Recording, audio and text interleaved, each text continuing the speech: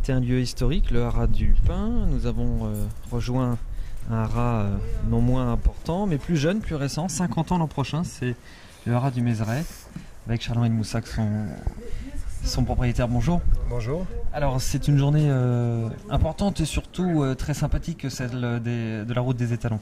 Oui, c'est une journée porte ouverte qui permet à tous les éleveurs de venir chez nous.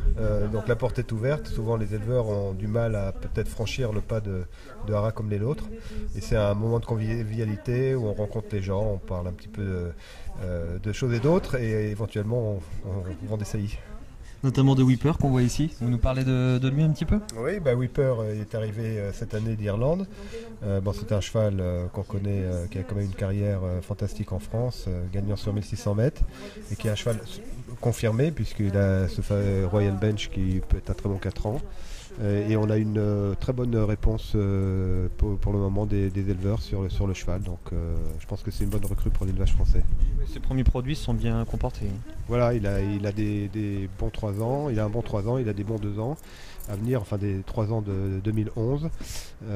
Donc je pense que l'élevage français a besoin de chevaux confirmés et il correspond à ce type de cheval. Vous avez présenté également aux éleveurs une véritable peinture, c'est Nakous. Vous me parlez un petit peu de lui ? Oui, Nakous, il a énormément progressé depuis qu'il est arrivé au haras. Un cheval qui est un petit peu tendu.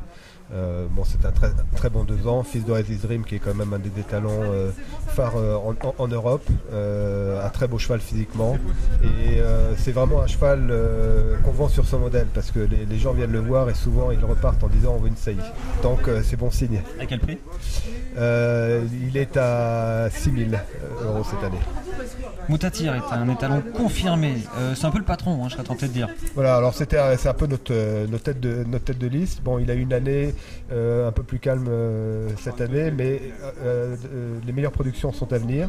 Il a sailli énormément de juments les années précédentes, plus de 100 juments, à des prix plus élevés, puisqu'il a été à 12 000 à 15 000 €, donc des meilleurs juments. Donc je pense que l'avenir est devant lui. Il faut être patient, mais c'est un cheval qui fait beaucoup de gagnants, beaucoup de chevaux à l'arrivée, là encore à Cagnes récemment, et il faut qu'il revienne avec un bon cheval, mais je pense que ça va être le cas en 2011.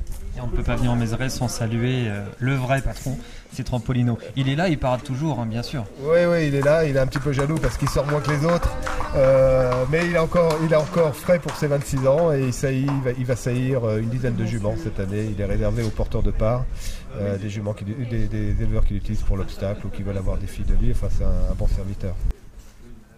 Vous allez vivre jusqu'à 120 ans. Pardon ? Vous allez vivre jusqu'à 120 ans. Oui, peut-être.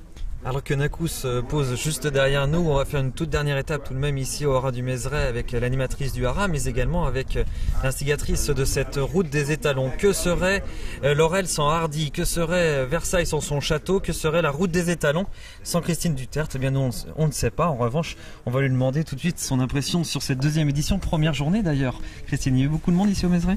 Alors depuis ce matin, depuis 10h ce matin, nous avons environ eu, alors j'ai pas comptabilisé encore exactement, mais je pense qu'on a eu plus de 120 ou 130 personnes.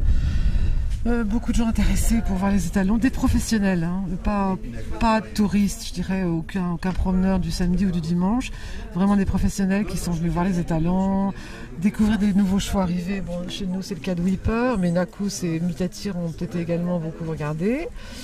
L'occasion de discuter, l'occasion de leur demander un petit peu aux uns et aux autres où est-ce que vous allez, d'où vous venez.